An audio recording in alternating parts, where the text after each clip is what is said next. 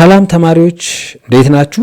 ዛሬ እንግዲህ የ12ኛ ክፍል ኢኮኖሚክስ ዩኒት 6 ሁለተኛውን ክፍል ነው የምናየው። በዚህ ክፍልም ሜዠሪንግ ፖቨርቲ ኤንድ ዘ ካፓቢሊቲ አፕሮች እነዚህን ሁለቱን ነገሮች እናያለን ማለት ነው። በመጀመሪያ የምናየው እንግዲህ ፖቨርቲ ለምን እና እንዴት ሜዠር ይደረጋል የሚለውን ነው የምናየው ማለት ነው።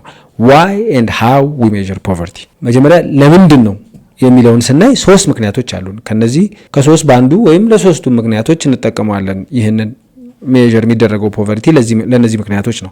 አንደኛው ኪፕ ዘ ፑር ኦን ዘ ፖለቲካል አጀንዳ። በፖለቲካል አጀንዳችን ውስጥ ፑር የሚለውን ነገር ለማስገባት ግዴታ መቆጠራል። ለምሳሌ ምርጫ ላይ ተነስቶ አንድ የፖለቲካ ፓርቲ 40% የዚህ ሀገር ዜጋ ተቸግሯል ብሎ መከራከር የሚችለው መጀመሪያ ከተቆጠረ ነው ድሃው አይደለ? ስለዚህ ፖለቲካል አጀንዳ ውስጥ ለማስገባት ሲባል መቆጠር አለበት ድሃው። ሁለተኛው ታርጌት አፕሮፕሪየት ኢንተርቬንሽን፣ አስፈላጊው ጣልቃ ገብነት እንዲኖር ድሃው መቆጠር አለበት። ድሃ ሲቆጠር 40 ድሃ አለ ተብሎ ብቻ አይደለም የሚቆጠረው። ድሃ የሆኑበት ምክንያትም ይታወቃል። ለምሳሌ እዚህ አካባቢ የምግብ እጦት ችግር አለ፣ ስለዚህ ድሃ አለ። እዚህ አካባቢ የክሊን ዋተር ችግር አለ፣ ስለዚህ ድሃ አለ። እዚህ አካባቢ ደግሞ የምግብ እጥረት አለ፣ ስለዚህ እነዚህን አይቶ መንግስት ኢንተርቪን ያደርጋል ማለት ነው። እዚህ አካባቢ የተለያዩ የውሃ አቅርቦቶች እንዲኖሩ ይሰራል። እዚህ አካባቢ ደግሞ የምግብ እጥረት ስለሆነ ያለው አንደኛ ምግብ እንዲመጣ ያደርጋል፣ ምግብ እንዲኖር ይደረጋል። ሁለተኛ የተለያዩ ኢንቨስተሮችን በማስገባት የእርሻ ወይም ደግሞ የተለያዩ ማዳበሪያዎችን በማስገባት ሊሆን ይችላል። የተለያዩ ዘዴዎችን በመጠቀም ማህበረሰቡ የምግብ ፍላጎቱን እንዲያሟላ ለማድረግ ይሞክራል ማለት ነው። ስለዚህ አፕሮፕሪየት ኢንተርቬንሽን እንዲኖር ታርጌቶቹን ለማወቅ መቆጠር አለበት ማለት ነው ድሃው። ሶስተኛው ደግሞ ሞኒተር ኤንድ ኢቫሉዌት ፖሊሲ ኢፌክቲቭነስ፣ የፖሊሲዎችን ኢፌክቲቭነስ ለማወቅ ምን ማለት ነው? መጀመሪያ አንድ ፖሊሲ ይኖራል። ያ ፖሊሲ አፕላይ ከመደረጉ በፊት ድሃው ይቆጠራል። 40% ድሃ አለ ካል የሆነ ፖሊሲ አፕላይ ይደረግና አፕላይ ከተደረገ በኋላ አሁን ይቆጠራል። አሁን 20% ከሆነ የድሃው መጠን ይሄ ፖሊሲ ጥሩ ነው ማለት ነው። ስለዚህ ይቀጥላል ይሄ ፖሊሲ ማለት ነው። ነገር ግን ቀጣይ ላይ ደግሞ ወይ 50% ወይ ደግሞ 40% ላይ ከተገኘ ይሄ ፖሊሲ ኢፌክቲቭ አይደለም ማለት ነው። ፖሊሲው እንዲቀየር ይደረጋል ማለት ነው። ፖሊሲዎችን ለመከታተልና ለመቀየር ወይም ኢፌክቲቭነሳቸውን ለማወቅ ግዴታ ድሃው ተቆጥሮ ምን ያህል እንደሆነ ማታወቅ አለበት ማለት ነው። በእነዚህ ምክንያቶች ነው ድሃን ሜዠር የሚደረገው፣ ፖቨርቲ ድህነት ሜዠር የሚደረገው በእነዚህ ምክንያቶች ነው ማለት ነው። እንዴት ነው ሜዠር የሚደረገው ድህነት ወደሚለው ደግሞ ስንመጣ 3 ስቴፖች አሉ ድህነት ሜዠር የሚደረግበት። የመጀመሪያው ስቴፕ መጀመሪያ የምናደርገው ምንድነው? ዲፋይን ዌልፌር ኢንዲኬተር። ምንን አይተን ነው ድህነትን የምንለየው የሚለውን መጀመሪያ መለየት አለብን። ዲፋይን ዌልፌር ኢንዲኬተሩን መለየት አለበት። የድህነት ኢንዲኬተሩ ምንድን ነው? ከረሃብ አንጻር ነው? ከፉድ አንጻር ነው? ከኢንካም አንጻር ነው? ከኢዱኬሽን አንጻር ነው? ኢንዲኬተራችን ምንድን ነው? የዚህ የዌልፌር ኢንዲኬተራችን ምንድን ነው? ድህነትን አመልካቹ ምንድን ነው የሚለው መጀመሪያ ይወሰናል። ሌትስ ሴይ ኢንካም ከሆነ ብዙ ጊዜ የሚደረገው ኢንካም ስለሆነ ኢንካም ከሆነ ቀጣይ የምናደርጋለን ፖቨርቲ ላይናችንን እንወስናለን። በዚች ሀገር ስታንዳርድ መሰረት አንድ ሰው ድሃ የሚሆነው ምን ያህል ብር ሲኖረው ነው? ለምሳሌ ሌትስ ሴይ $2.15 በቀን ሲያገኝ ነው። አንድ ሰው $2.5 እና ከዛ ላይ ሲያገኝ ድሃ አይደለም እንላለን። ከዚህ በታች ያገኘው ግን ድሃ ነው። ስለዚህ ፖቨርቲ ላይናችን $2.15 ነው። አሁን ወሰንን ማለት ነው። ኢንካም ነው ብለን መረጥን። ስለዚህ ይሄን ያህል ኢንካም ካላገኘ በስተቀር አንድ ሰው ድሃ ነው፣ ከዚህ በታችን ከሚያገኝ ሰው ድሃ ነው ብለን ፖቨርቲ ላይናችንን ወሰንን ማለት ነው። ከዚህ በኋላ ስንት ፐርሰንቱ ድሃ እንደሆነ ሰመሪ ስታቲክስ መስራት ነው ማለት ነው። ድህነት ለምን ይለካልና እንዴት ይለካል የሚለውን ካየን በኋላ አሁን ደግሞ የምናየው መለኪያ መንገዶቹን ነው። የተለያዩ መለኪያ መንገዶች አሉት። 3ቱን እናያለን እዚህ። የመጀመሪያው ሄድ ካውንት ኢንዴክስ የምንለው ነው። ይህ ሄድ ካውንት ኢንዴክስ የምንለው ምን ነው የሚለካልን? ኢት ሜዠርስ ዘ ፍራክሽን ኦፍ ዘ ፖፑሌሽን ሊቪንግ ቢሎ ዘ ፖቨርቲ ላይን፣ ምን ያህሉ ፖፑሌሽን ነው ከፖቨርቲ ላይን በታች የሚኖረው የሚለውን ነው የሚለካልን። እንግዲህ ፖቨርቲ ላይናችንን ለካስ ኤግዛምፕል $2.15 ነው ብለን ወሰድን። ከዚህ በታች ኢንካም ያለው ሰው ድህነት ውስጥ ነው ብለን መቁጠር ጀመርን ማለት ነው። ስንቆጥር ከመቶ ሰዎች ውስጥ n is number of population፣ ከመቶ ሰዎች ውስጥ ከፖቨርቲ ላይን በታች ያገኘናቸው ሄድ ካውንት ስንት አገኘን? የቆጠርናቸው 30 ሰዎች ያገኘን ማለት ነው። 30 ሰዎች ያገኘን ዜን ሄድ ካውንት ሬሽዮ ወይም ሄድ ካውንት ኢንዴክሳችን ስንት ይመጣል ማለት ነው? 30 h/n ነው። h/n ነው 30/100 ማለት ነው። which means 0.3 ይሄ ወደ ፐርሰንት ስንቀይረው 30% ማለት ነው። ከመቶ 30 ሰው ማለት 30% ምን ውስጥ ነው ማለት ነው? ድህነት ውስጥ ነው ማለት ነው። ሶ ሄድ ካውንት ኢንዴክስ የሚነግረን ምን ያህል ከፖፑሌሽኑ ምን ያህል ፍራክሽን የሚሆነው ከፖቨርቲ ላይን በታች እየኖረ ነው የሚለውን የሚነግረን ከምን አንጻር? ይሄ ሞኔታሪ ሜጀሮች ናቸው። ከኢንካም አንጻር ኢንካሙን አይቶ ወይም ደግሞ ፖቨርቲ ላይን አድርገን የወሰድነውን ያንን አይቶ ማለት ነው። ሁለተኛው መለኪያ መንገዳችን ደግሞ ቶታል ፖቨርቲ ጋፕ ቲፒጂ የምንለው ነው። ቶታል ፖቨርቲ ጋፕ የምንለው እቺን ጋፕ የምትለዋን ትይዟታላችሁ ለማስታወሻ እንዳትቸገሩ። ዘ ቶታል ኢንካም ኒድድ ቱ ሬዝ ኤቭሪዋን ቢሎ ዘ ላይን አፕ ቱ ዛት ላይን። ይሄ ላይን ማለት ነው ፖቨርቲ ላይን ማለት ነው። ሶ ከፖቨርቲ ላይን በታች ያሉት ሰዎችን ምን ያህል ኢንካም ያስፈልጋቸዋል ፖቨርቲ ላይኑ ላይ ለመድረስ የሚለውን ነው የሚነግረን። ይሄ ማለት ባጭሩ ምን ያህል ጥልቅ ነው ድህነት የሚለውን የሚለካው ይሄ ነው። ምን ያህል ዲፕ ገብቷል ድህነቱ። ምክንያቱም ሌትስ ሴይ ሁለት ሰዎች ብቻ ናቸው የተቸገሩት ብለን አስ ኤግዛምፕል እንውሰድና ሁለት ሰዎች አሉን ኤ ኤንድ ቢ። ሁለት ሲቲ ያለን ብላችሁ አስቡ። ሁለት ከተማ ላይ ነው እየለካን ያለ ነው። ይሄኛው ካንትሪ ኤክስ ብንለው ይሄኛውን ደግሞ ሌትስ ሴይ ካንትሪ ዋይ ላይ እንደዚሁ ሁለት ሰዎች አሉ። ሁለተኛው ከተማ ላይ ደግሞ ሲ እና ዲ የሚባሉ ሰዎች ነው ያሉት። ሲቲ ኤክስ ላይ ያለው ኤ የሚባለው ግለሰብ ኢንካሙ $2 ነው። የቢ ደግሞ ኢንካሙ ሌትስ ሴይ $0.15 ነው። የሲ ደግሞ $2 ነው። የዲም $2 ነው።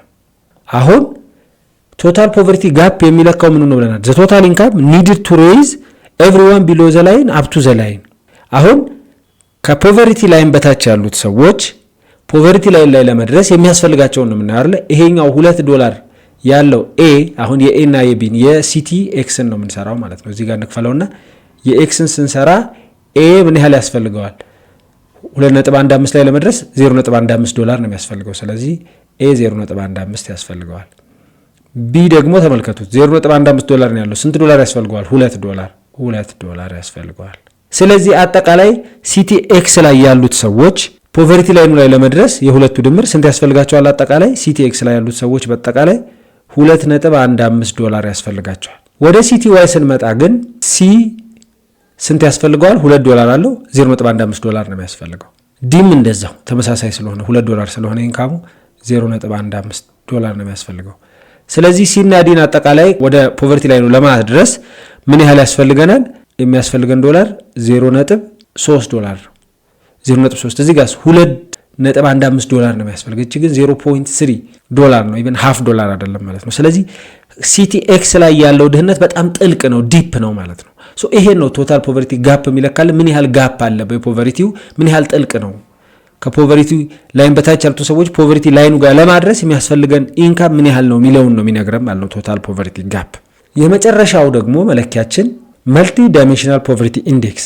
ይሄ ደግሞ ኢንካምን ብቻ አይደለም አይቶ ፖቨርቲ ሌቭልን የሚለካልን ወይም ፖቨርቲ ውስጥ ምን ያህል ሰው አለ የሚለው የሚለካው በምን እጦት ነው? በሄልዝ፣ በኢዱኬሽን ኤንድ ስታንዳርድ ኦፍ ሊቪንግ ኦር ዌልዝ የምንለው ማለት ነው። በእነዚህ ነው በሶስቱ ነው የሚለካልን እንጂ ኢንካም ብቻ ታይቶ አይደለም። ለምሳሌ ኤ እና ቢ ሁለት ፐርሰኖች ቢኖሩን ኤም ቢም ተመሳሳይ ኢንካም ኖሯቸው ነገር ግን ኤ ፋሚሊ ውስጥ እንግዲህ ተመሳሳይ ስታተስ ሲኖር ሌትስ ሴይ ኤ ውስጥ ሁሉም ጤነኞች ናቸው፣ ቢም ውስጥ እንደዛው፣ ኤ ውስጥ ሁሉም የተማሩ ናቸው፣ ሲም ውስጥ እንደዛው። ነገር ግን ኤ ላይ ምን የለም? የሚኖሩበት ቤት ውስጥ ኤሌክትሪሲቲ የለም። እዚህ ግን ኤሌክትሪሲቲ የተሟላ ነው። ስለዚህ አሁን ኤ ምን ላይ ነው ማለት ነው?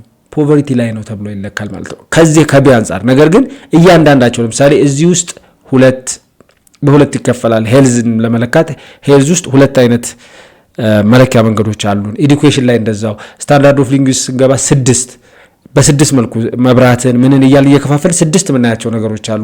እነዚህ ሁሉ አንድ ላይ ተደምረው ነው ድህነት ውስጥ ነው አይደለም ያሰውዬ ወይስ አይደለም የሚያስብሉት እንጂ ጀስት ኢንካም ብቻ ታይቶ አይደለም በዚህኛው ጊዜ ማለት ነው። በዚህኛው ጊዜ ሌላኛው ደግሞ አመርቲያ ሰንስ ካፓቢሊቲ አፕሮች ወይም አመርቲያ ሰንስ አፕሮችን መጀመሪያ አመርቲያ ሰን የምንለው ግለሰብ የኖቤል በኢኮኖሚክስ የኖቤል ተሸላሚ የሆነ ግለሰብ ነው። ይህ ሰው ፎከስ የሚያደርገው ኢንካም ብቻውን አይደለም ፖቨርቲን ለመለካት የሚያገለግለን። አንድ ሰው ኢንካም ስላለው ጥሩ ገንዘብ ወይም ብዙ ብር ስላለው ብቻ ፖቨርቲ ውስጥ አይደለም ማለት አንችልም። ካፓቢሊቲ የሚባል ነገር አለ። ካፓቢሊቲ የሚባለው ነገር ታይቶ ነው ምን የሚባለው ሰውየው ድህነት ውስጥ ነው ወይስ አይደለም የምንለው። ስለዚህ ሜን ፎከሱ ምንድነው? ኖት ኦን ዋት ኤ ፐርሰን ሃዝ ምን አለው የሚለው ላይ ሳይሆን ዋት ዘይ ካን ዱ ኦር ቢ ምን ማድረግ ይችላሉና ምን መሆን ይችላሉ የሚለው ነው። ለምሳሌ አንድ ሰው ገንዘብ ስላለው ብቻ ሀብታም አንለውም። በገንዘቡ ምን ማድረግ ይችላል? ሰውየው ለምሳሌ ሀብት ኖሮት ጤና ከጎደለው እና ስራ መስራት ማይችል ቢሆን ስራ መስራት አይችልም። የማይችለው ነገር ይበዛል ጤነኛ ባለመሆኑ ምክንያት አይደለ? ስለዚህ ይሄ ሰው ድህነት ውስጥ ነው። ገንዘብ ስላለው ብቻ ሀብት አለው ማለት አንችልም። ኢንካም ብቻ ታይቶ ድህነት አይለካም የሚል ስፔሻል አፕሮች ነው ይዞ የመጣው። ይህ አፕሮቹ ካፓቢሊቲ አፕሮች ይባላል። እዚህ ላይ ሁለት ነገሮች አሉ የምናያቸው አማርትያ ሰን ላይ ወይም ሰንስ ካፓቢሊቲ አፕሮች የምንለው ላይ። አንደኛው ፈንክሽኒንግ ነው፣ ሁለተኛው ካፓቢሊቲ ነው። በዋናነት ይሄኛው ነው ካፓቢሊቲውን በቅድሚያ ነው። ካፓቢሊቲ ማለት ዘስ አር ዘ ሪል ኦፖርቹኒቲስ ኦር ፍሪደምስ ኤ ፐርሰን ሃዝ። እነዚህ ነገሮች ይታያሉ። አቢሊቲ ቱ ቢ ዌል ነሪሽድ፣ አቢሊቲ ቱ ቢ ኢዱኬትድ፣ አቢሊቲ ቱ ሊቭ ኤ ሄልዚ ላይፍ፣ አቢሊቲ ቱ ወርክ ኤንድ አርን ኢንካም። እነዚህ ነገሮች ካሉት ነው ሰው ምን የምንለው ድህነት ውስጥ አይደለም የምንለው እንጂ ገንዘብ ስላለው ብቻ አይደለም። ለምሳሌ ሰውየው ኤና ቢ አሁን ኖረውን ኤም ቢም ተመሳሳይ ኢንካም እያላቸው ተመሳሳይ ኢንካም ኖሯቸው ነገር ግን ኤ የጤና ችግር ቢኖርበትና ያ የጤና ችግሩ ደግሞ ከመስራት የሚያግደው ቢሆን ቢ ደግሞ ሄልዚና ስራ ያለው ሰውዬ ቢሆን ኤ ድህነት ውስጥ ነው። ምክንያቱም ካፓብል አይደለም ነገሮችን ለማድረግ ፍሪደም የለውም ለመስራት። ዛትስ ዋት አማርትያ ሰንስ ካፓቢሊቲ አፕሮች ኢዝ። ካፓቢሊቲ ማለት ይሄ ነው።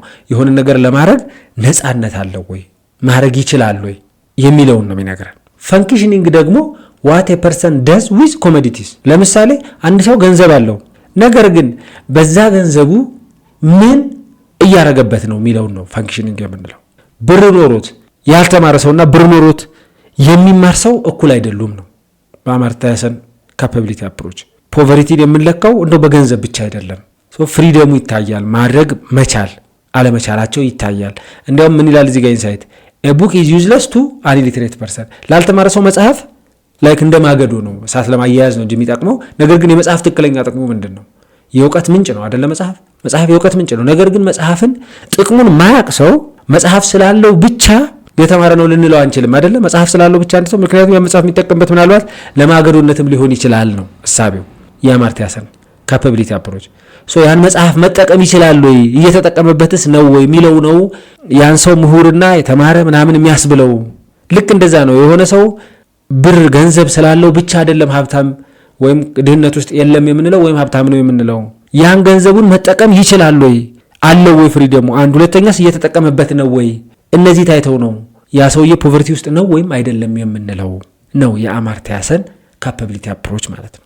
እስቲ ዛሬ ያየናቸውን ነገሮች በእነዚህ ጥያቄዎች ጠቅለን እንጨርስ። መልቲ ዳይሜንሽናል ፖቨርቲ ኢንዴክስ ኢንኮርፖሬትስ ዊች 3 ዳይሜንሽንስ? ምን 3 ነገሮችን ያያል ብለናል? ሄልዝ፣ ኤዱኬሽን ኤንድ ዌልዝ ኦር ሊቪንግ ስታንዳርድ ብለን ነበር። ሶ ቢ ኢዝ ዘ ራይት አንሰር ማለት ነው። ጀስት የፋክት ጥያቄ ስለሆነ ነው። እነዚህን 3ቱን አይቶ ነው ፖቨርቲን የሚለካልን። አማርትያ ሰን አርጊውስ ዛት ፖቨርቲ ኢዝ ኢንኤቢሊቲ፣ ምን ማድረግ አለመቻል ነው። ላግዠሪ ጉድ መግዛት አለመቻል ነው የሚለን። ወርክ ኢን ኤ ፋክተሪ መስራት አለመቻል ነው የሚለን። ፋክተሪ ውስጥ መስራት አለመቻል ነው ድሃ የሚያስብለን ድህነት ውስጥ የሚያስገባን አይደለም። መምረጥ መቻል አለመቻል ነው አይደለም። ምን መሆን አለመቻል ነው? ፐርሲው ዌልቢንግ ዲው ቱ ላክ ኦፍ ኢኮኖሚክ ሚንስ፣ በኢኮኖሚክ ችግር ምክንያት ህይወትን ማጣጣም አለመቻል፣ ፍሪደም ሳይኖረን ሲቀር ያ ነው ድህነት ነው የሚለው አማርትያ ሰን ማለት ነው።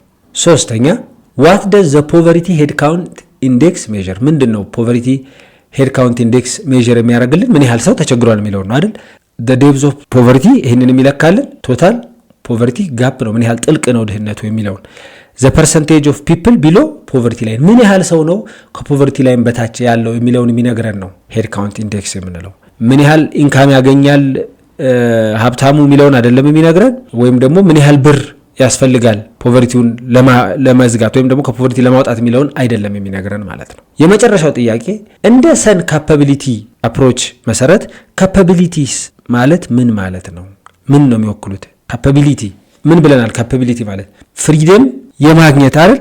የመምረጥ ፍሪደም፣ የሆነ ነገር የማድረግ ፍሪደም፣ የመማር ፍሪደም መቻል ማለት ነው አይደለ? ሶ ፎርማል ሌጋል ራይትስ አይደለም። ሰብስታንሲቭ ፍሪደምስ ቱ አቺቭ ፖቴንሻል፣ ነገሮችን ፖቴንሻሎችን አቺቭ ለማድረግ ነፃነት ሲኖረን፣ ለመማር ነፃነት ሲኖረን ስንችል ማለት ነው። ፍሪ አቢሊቲው ሲኖረን ማለት ነው። ለመስራት ነፃነት ሲኖረን ወይም ስንችል። ሶ ቢ ኢዝ ዘ ራይት አንሰር ማለት ነው። የዛሬውን ትምህርት በዚህ እንጨርሳለን። በፓርት 3 እስከምንገናኝ መልካም ጥናት